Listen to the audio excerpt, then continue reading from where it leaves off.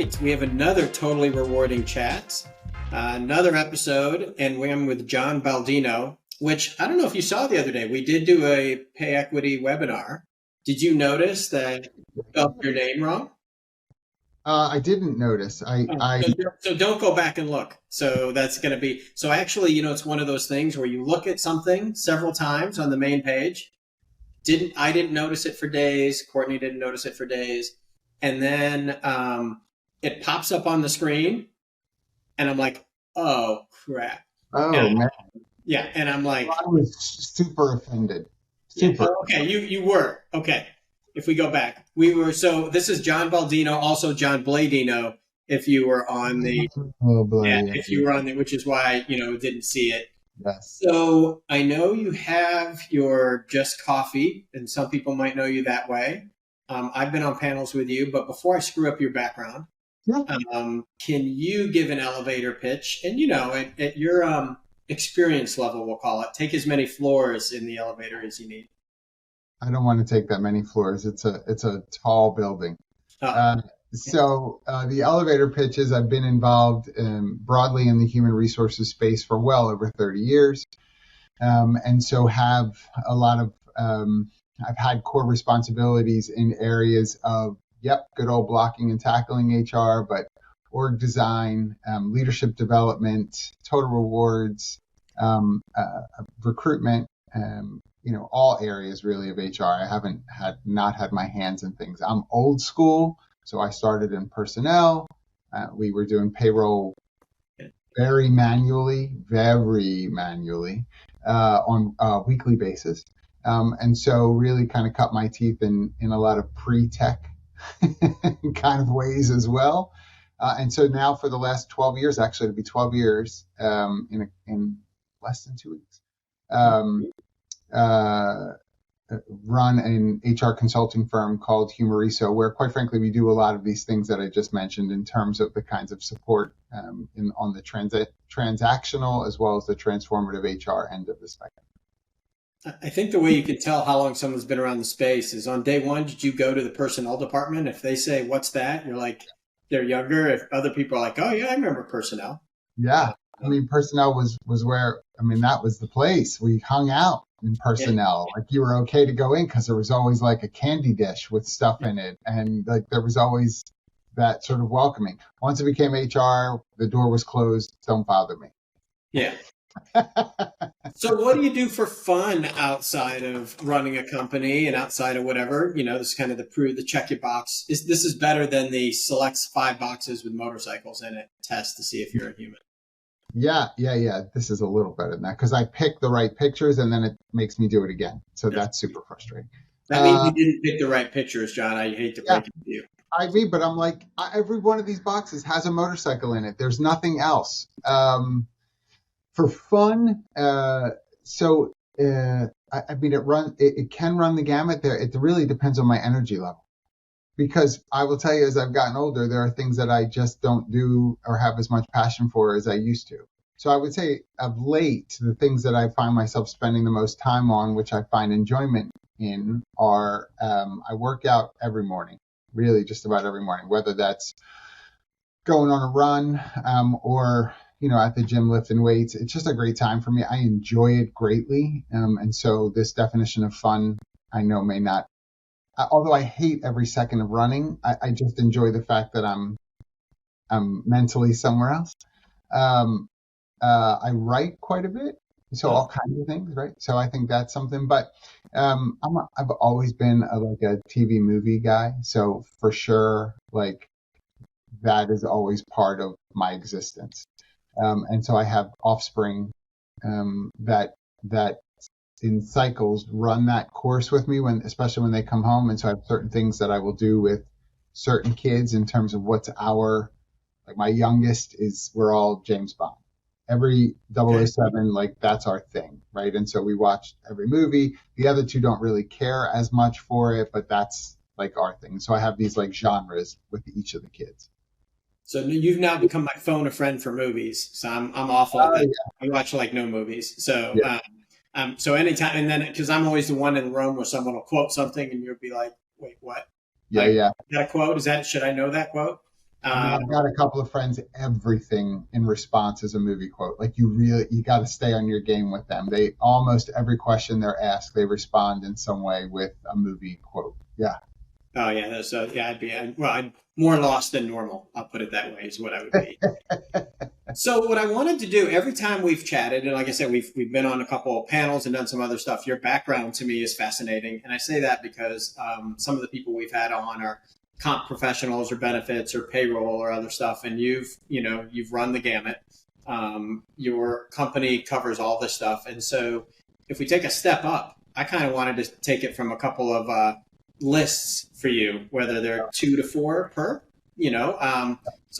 To start with, what are the top 2, 3, 4 things you see successful total rewards programs doing to be successful? And then just so you can keep in mind, I'll let your brain process, followed by, of course, what are the 2 or 3 or 4 things you see organizations focusing on that aren't good? We'll be aren't good is politically correct. Yeah, terrible, I'll say. Okay, so what's good? What's some good stuff? I think if you're a total rewards either team or if you're not as defined, and I say this because just to sort of set the stage, you and I both know, I think from an economic standpoint in industries right now, there's been a reduction in force. Both by departments and sometimes they pulled some things together. So now there are HR responsibilities that perhaps would have been in total rewards, but that has all sort of been melded together with a reduction in headcount.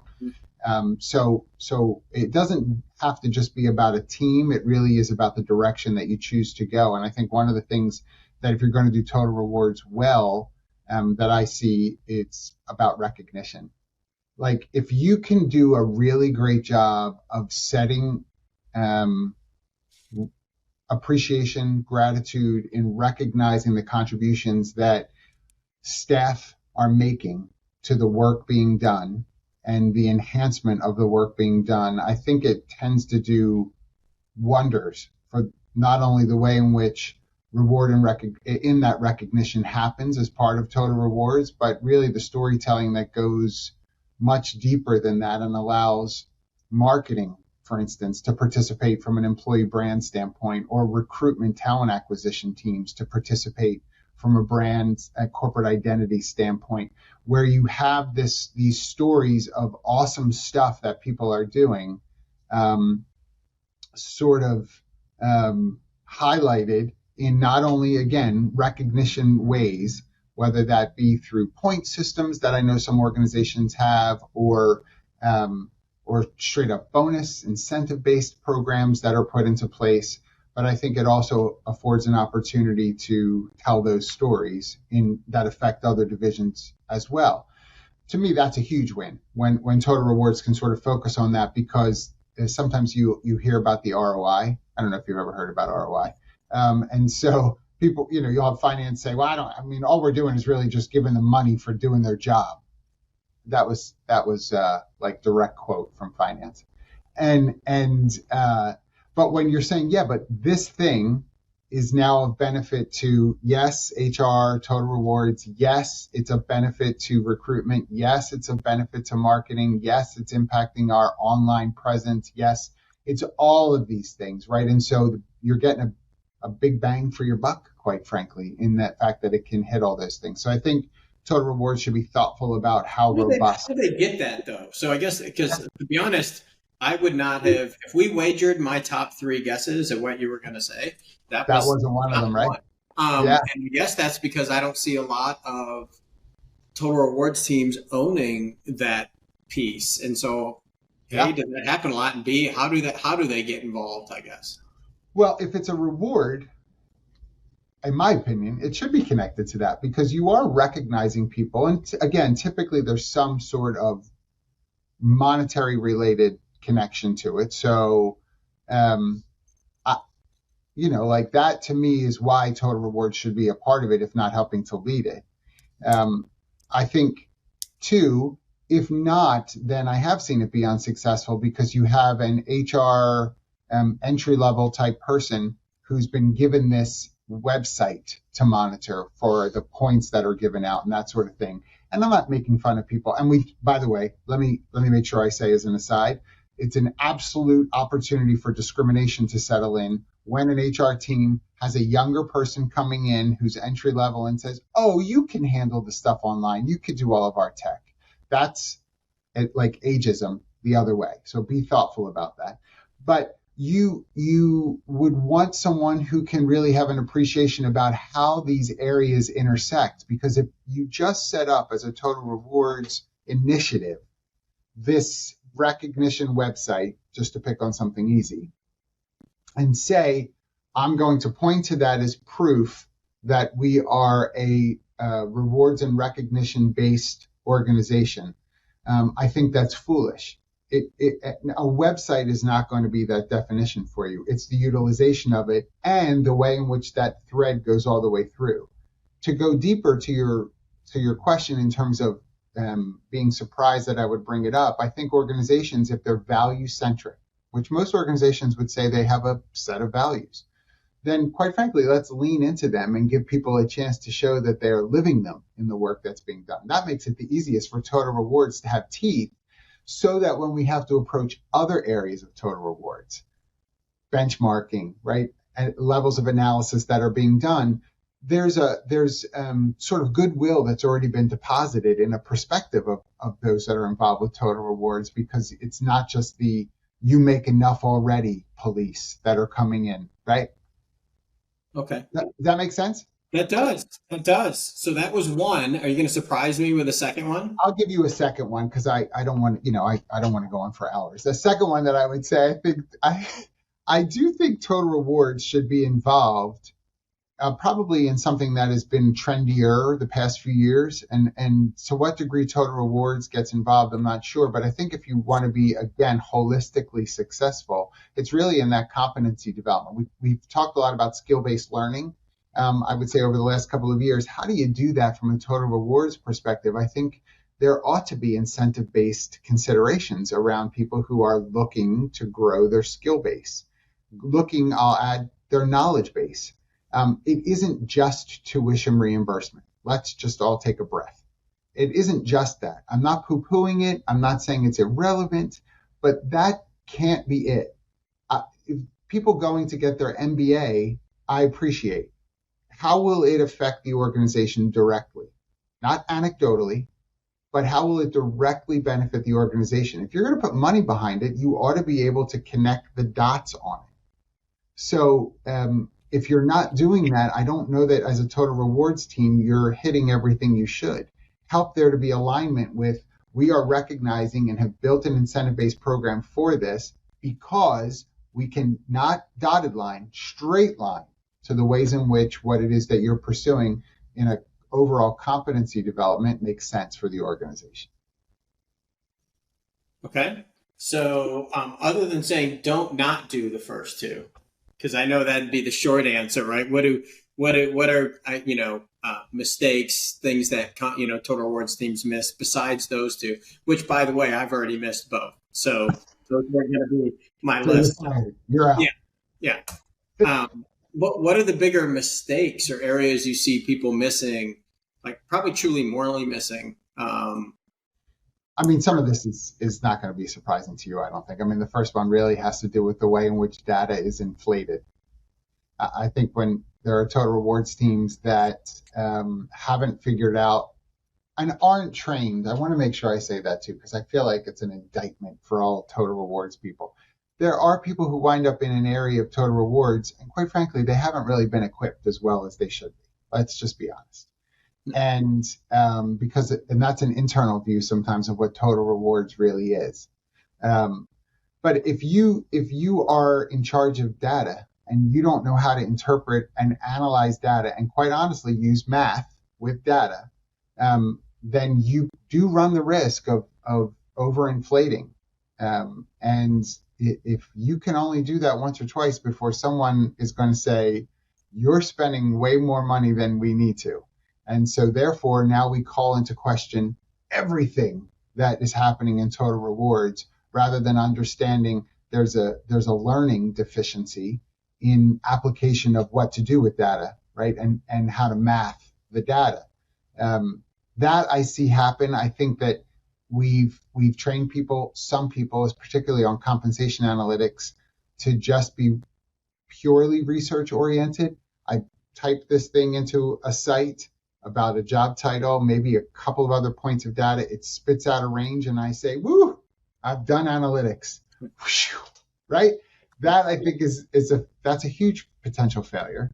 And then I'll build. I mean, I'll build on that. I think the data, the skill set, but I also think it's the skill set and the math and kind of tying it all together. But the lack of rigor sometimes that the data that you're getting is good.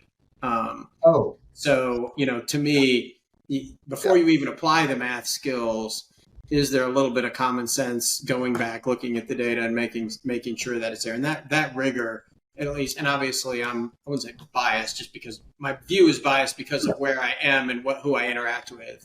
And so the data in particular, if the data is not good, the answers start to look bad, and, they'll blame technology, or they'll say the market's moving, and you're like, but actually, like, that doesn't look right way back here. How did that get by? And we're like, well, we just assume word, which has been dangerous in business since the dawn of time. Yep. It's still there. So the foundational data piece, I'll just go one step before you were in there and say the data is key. Well, I have to tell you, I still wind up talking to my favorite are like recent college grads or a couple of years out, because when you talk about data reliability and validity, they're like, oh yeah, they're the same thing. And you're like, oh, tell me what you mean. Well, it has to be reliable in order for it to be valid. Okay. And then it has to be valid in order for it to be reliable. Yes. Okay. Define those words independent of one another. If I were to ask you about reliability, how do you know a friend is reliable, right? How do you know X is valid? And so I think we have to help equip people in that.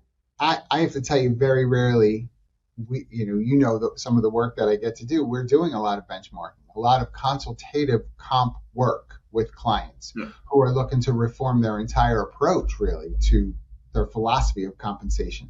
That's going to impact job leveling and pay grades and all kinds of things. I'm almost never asked about reliability and validity. There's just an assumption that what's going to be used works, right? And that's not true. Not all researched, I'll even say web repositories are built the same. So you're right. You do have to ask that question. And if it becomes based on assumption, you're right? That's always a problem. But it also will give the impression of being anecdotal. And when you say things like, well, it's just the way the market is right now, that creeps into anecdotal unless you have data points, valid and reliable data points to tell you that. And often they're just sort of like buzz phrases that we use, right? A second thing that I would say, because I'll keep it to two, so I keep it brief, is I think that I see a lot of total rewards teams stumbling over communication, and which may sound silly, but man, sometimes we just stink in how we sort of inform people about what we're doing, what's happening, our approach to a launch of some particular piece, let's say, of a total rewards approach. Like, we just do a terrible job. I think it's an interesting, it's a new piece of the total rewards and comp piece. And I think from the outside looking in, because I think you and I've told you, I've never been a practitioner. That job, looks like it's hard. And now it's gotten harder because in the past you could be like, okay, I like the data. And probably how comp found people they didn't find comp is like, hey, John's really good at spreadsheets. Well, like, we need somebody, let's move him over here. He's good with numbers. And all of a sudden you've got people who've been in that industry, or they think they want to be in comp because of that. And now you're like, actually, we're not a black box anymore. We don't just send stuff out. We have to communicate why this is and why someone got a big number in it. And like, it's the human and human resources. And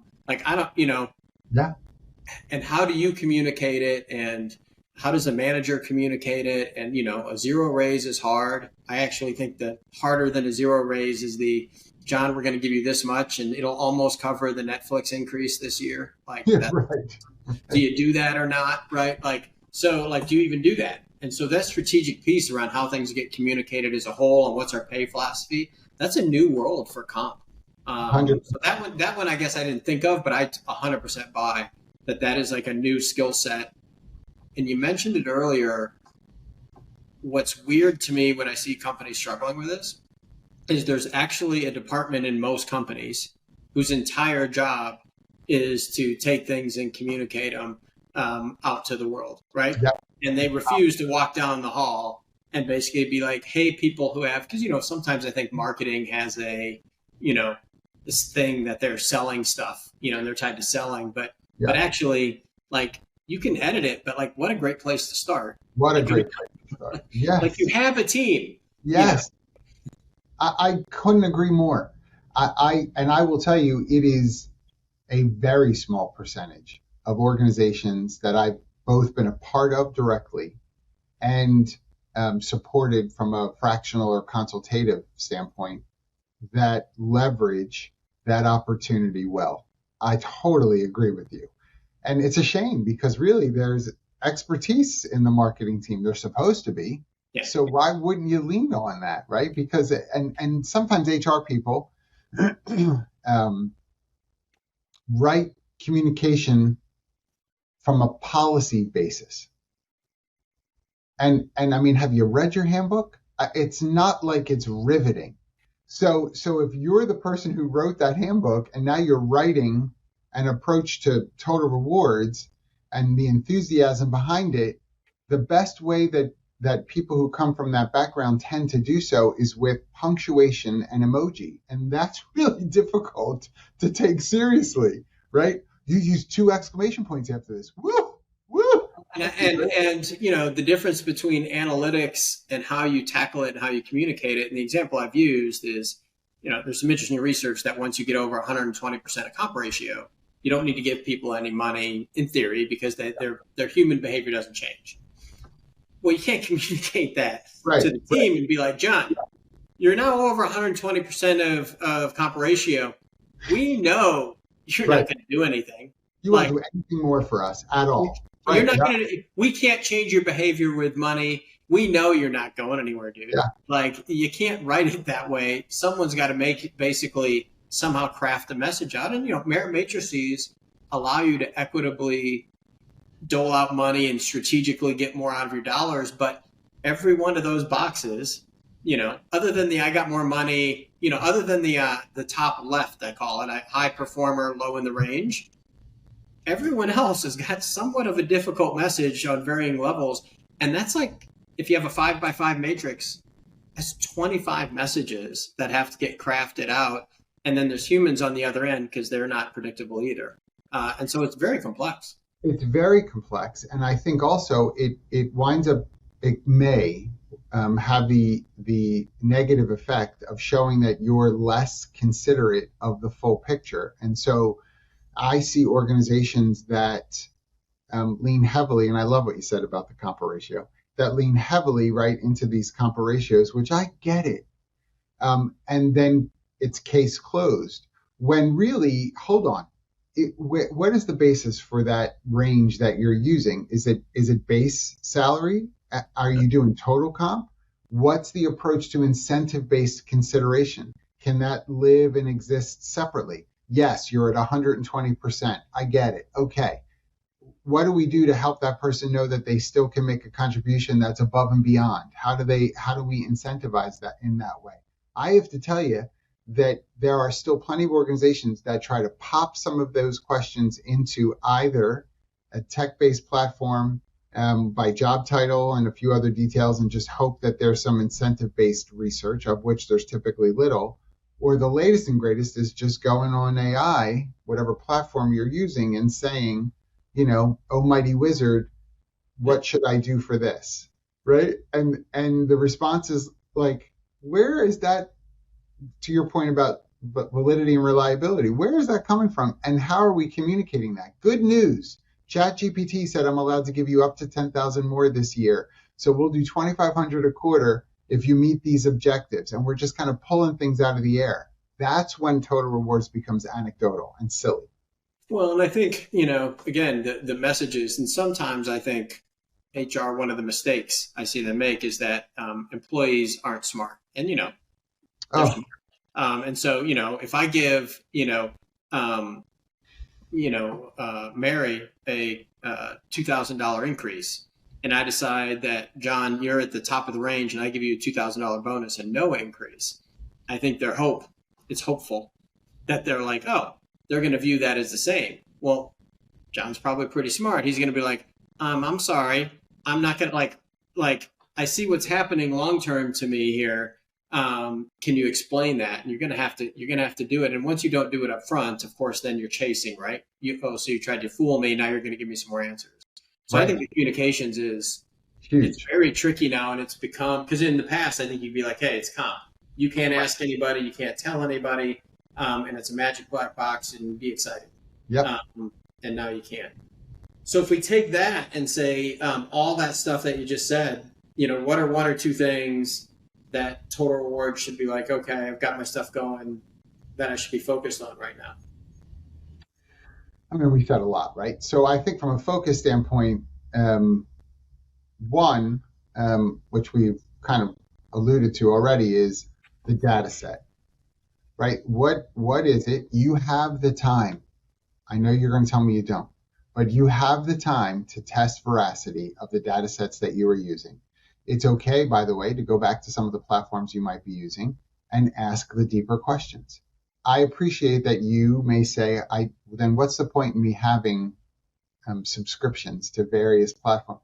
I'm not saying to get rid of them, but what I am saying is show that you've done some due diligence in not only testing the veracity, but understanding the nuanced differences. Quite frankly, run some roles in those systems that you may not be interested in knowing directly for your organization.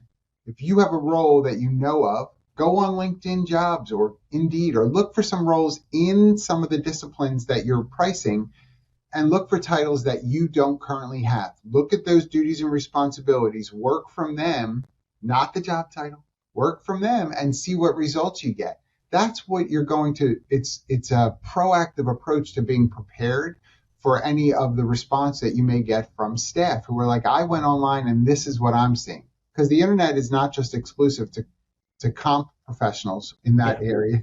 Right? Other people, to exactly your point, are smart enough to log in and look at some stuff. And I'm not saying everything they're looking at is valid, but it's going to affect their perception of the way in which data is either being used to screw them or to keep them from getting all that they know that they deserve. Go and do some of your own research in that regard so that you're ready proactively. That's definitely one thing I think a team can work on together. It's not every day. Maybe once a week you take a little bit of time to do that. And then even if you are still part of a team, if you're a solo practitioner, you still can do this with the HR team as a whole. Share what your research showed. Print out, be old school even if you're in an office together. Print out a couple of job descriptions. Let people pen to paper it, right? And talk about, well, so-and-so is going to think this is what they do, even though we don't have it listed on their current job description. Okay, well, then that's going to influence why they think they should be making X. Let's be proactively ready for these things or be ready to make some changes in that regard. That's one thing I think that teams can be doing right now. The other thing I would say is I think that the robustness of, and I will probably talk about technology, but the robustness of technology is frightening to some people in total rewards. I know that's funny, but it's true. I think that there are people who still struggle with agility and mobility in technology, and so want to stay stymied in things that they know. I mean, I literally know people that they cut a brother before they give up Excel. They are just never going to get away. So I mean, Excel, to be fair, I'm not mad at Excel, but it's interesting because obviously we're a tech developer, and I would argue our number one competitor is Microsoft. yeah, It's free. we believe that. The data is portable. The skill set's portable. that by default, Google Sheets is in the hands of third graders now, which are now future comp professionals, right? So, it is portable, and, if you want to Yep. nerd out on Yep. VB script and pivot tables, Yep. but I think you're right. There's limitations there are limitations to what you might want to achieve now that Excel just can't handle, or it becomes too onerous. And actually, the thing with Excel, while the skill set's portable, what I tell you is the inside knowledge is not, right? So when Mary leaves the company, a lot of times they're like, well, we can just get someone else who knows Excel. And what they end up doing is recreating everything because Mary had so much extra stuff in there. Like, why? I don't know. And pay some of that stuff. Yeah, 100%. And I think, again, just because folks that'll be hearing our chat, let me give a little, if I can, just quickly, another sort of context to this. I'm not saying that the software is the enemy, and I'm not saying Excel is the enemy. But what I am saying is, if you're going to lean into a software tool that has the backing to it of developers and other tech professionals who are looking to continue to enhance and affirm the validity and reliability of that tool, that's different than what you'll have in-house who are doing so for Excel. And the other piece that it might be helpful as well is there is a liability that has some transfer to platforms that you're using versus Excel. You need to know why the data is working the way that it is in the software tool. I'm not saying that. And Excel sometimes can help you to understand why certain things are coming through the way that they are. Coming back to VLOOKUP and those I get it. I'm not saying not to know that. But if you don't know how, if there's one person who's the guru of Excel in your organization and no one else really understands how the cake is being made, then everybody's just nodding. Just nodding. Yeah, that looks great. What looks great? A bunch of cells with numbers in them? What is great? What does that mean? And I think a tool often comes with context, tutorials around why it's built the way that it is, so that those who don't know have an opportunity to safely know those answers and not have to reveal perhaps something that they think will make them look weaker in the eyes of their colleagues, which honestly we know there's political perspectives that will shine through when something like that comes to light. It's interesting. The one that you didn't mention that I usually mention. Well, I don't want to take your stuff, so for please. a different. Oh, well, I appreciate it. I'm like a golden book. I'm easy to read. So like the pay equity thing is the one that I get on, and I say it not. I mean, altruistically, I think everyone should be a good payer, and I think that's the thing. But and the ostrich method is still reasonably an okay approach in the U.S. But the underlying fundamental work, which kind of goes to what you were talking about before, of understanding a job, what roles, responsibilities, what competencies you have to have, that framework is the crux of most pay equity work. And so if you start to get yourself ready for pay equity, it's coming. If you do work in Europe, like it's coming. So, yeah. If you don't think it's coming, you can keep your head in the sand for a little while longer, maybe. It's here. It's here. Well, but the fundamental work, even if you're not on that train yet, the fundamental work to do that with a job architecture and a career framework and roles and responsibilities and all that basically starts to underpin the data validity that you're talking about to be able to do the work. Because again, I'll come back to, and obviously at Visier, we believe in analytics. The analytics work that is amazing what the tools do. I mean, terabytes of data, we can run, trillions of rows, right? But again, you have to have that information matched and that data has to be right. And then why build the analytics? But again, that underpinning of at our company, this is what people do and pulling some stuff in. I like the concept of like go a little old school and be like, hey, everyone print out this job. No one can find a fax machine, so they'll have to scan it. You could really mess with them like an Amazing Race scenario. You have to print it out and fax it to me. Yeah. Listen, if you have any experience with state-related unemployment offices, plenty of them are still doing faxes, right? So if you have that skill set, hold on to it for a little while longer. And again, I don't want to take away from pay equity. I totally agree with that. I mean, I'm huge on pay equity. I think it's more the work, though. I think what's interesting is I know you and I've jammed on pay equity, and ways to measure it, remediate, do all that stuff. But I actually think, even if you don't like it, there are multitudes of benefit to doing that initial lift. And so if you think it's just for pay equity, I think just any analytics and the ability to do more is going to be better for going through that rigor at the beginning. There's no reason that anybody who sits in a total reward seat with whatever duties and responsibilities, whether it's specifically comp analysis or if it is under, a benefits related perspective, there's no reason to not look at those things both internally and externally. There's no reason.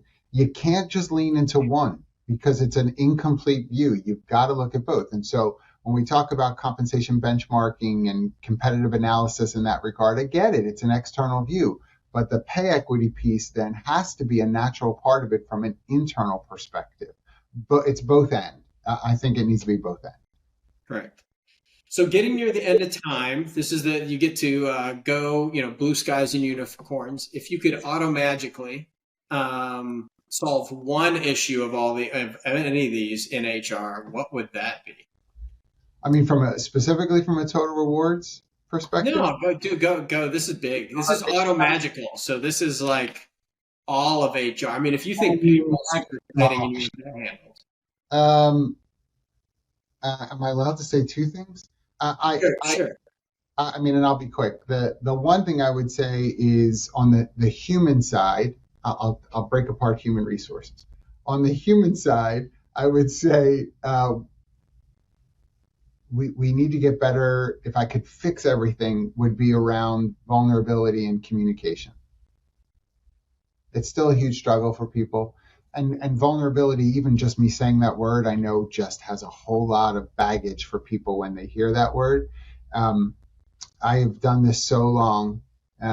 If you aren't in a place where someone is, if you're not ready to have someone come and chat with you about a difficult health prognosis, not purely to ask you about FMLA, but to talk to you about what's happening. If you have someone who needs to come and talk to you about the future of their kids who are looking at trade school or what's next, not because they want to know how long they can keep them on benefits, but because they look at you as someone with some level of expertise and have a heartbeat behind what you're offering, I want that to be fixed. We just have to get through that. We need to not be so separate. And on the resources side, I'll be technologically based for this one. I wish we had a great way, if I could wave a wand, to really track germane years of experience in systems of record. Oh, yeah. Yeah. I like how a lot of times it's self-entered. So, yeah. I've been doing it longer than, since I was in grade school. I've been doing that. People will answer that way. And who's going to check that? I mean, nobody is. Yeah. Thanks so much. This is always good. We always run out of time. For those, John's pretty easy to find on LinkedIn. Check out his, But First Coffee series. Yeah. It's great. Yeah. And actually it is, don't get too big ahead, but it covers a lot of different stuff in the human part too, which is actually pretty cool. So as a numbers nerd, it's very educational for someone like me at times. So it's greatly appreciated. And so we'll have his contact information. Really appreciate it. Thanks again. Thanks, Sean. Thanks, all.